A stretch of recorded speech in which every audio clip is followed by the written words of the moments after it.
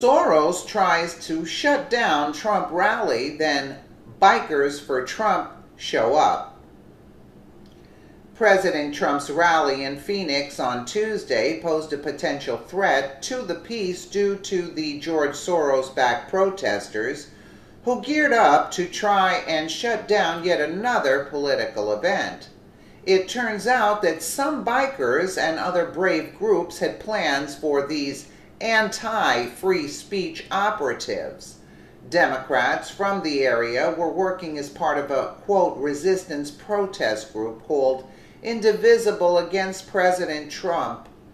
Thousands were organized and set to protest outside the rally and inside because tickets were bought for the sole purpose to disrupt. Luckily, a group called Bikers for Trump Arizona heard about the plans of the Democrats and went into action to stop them, according to a report by KPHO-TV. Interestingly, the website for Indivisible is now saying that it is a project of the Advocacy Fund. The Advocacy Fund is a left-leaning group that takes donations from the Open Society Policy Center. The icing on the metaphorical cake is that the Open Society Policy Center was proven to be a direct arm of George Soros's Open Society Foundations. In other words, Soros, the progressive billionaire, is trying to control public opinion by paying into these groups and essentially creating this hostile environment. USA Today reported that members of Indivisible and the liberal group Women's March met with Democracy Alliance, which is another group of donors all backed by Soros. The purpose of the meeting was to discuss funding. Indivisible Phoenix spoke out about what their plans were for the protest. They stated that the protest would be led by every organization and individual that does not support President Trump. The police in Phoenix stated that they would have a heavy presence in the area. However, law enforcement has been standing down during violent riots staged by the left recently. Luckily, there were people in attendance who aren't bought by Soros funding.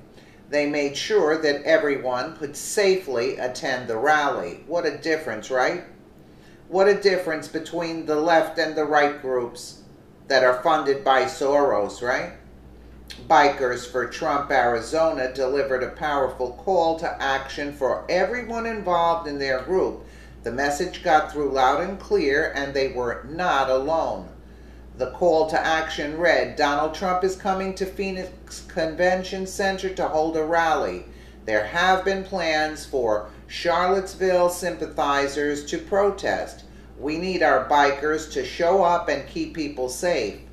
More protest groups are found to have ties to George Soros's Open Society Foundation. Is it time to investigate him? Of course, we've been saying this for the longest time. The statement continued, they are supposed to start at 6. We think we need to be there by at least 4. That is when the doors open. If there are people waiting to get in, we don't want anyone to harass them. Protesters have a right to protest, but they do not have a right to threaten or intimidate. Absolutely correct. That's the bottom line. You can protest all you want, but you do not have the right to threaten or intimidate.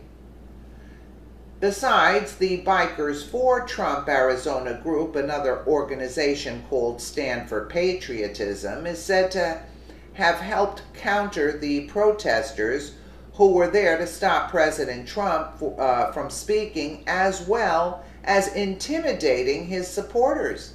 In a statement, Stand for Patriotism delivered a heartfelt message. It read, let's counter-protest them and stand up for God and country.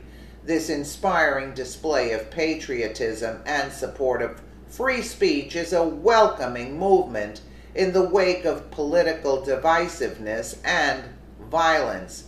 So well stated. Absolutely. And there would have been a lot of chaos had the bikers not shown up. And I would assume that the police were not told in this instance to stand down like they were told in Charlottesville. Let me know what you guys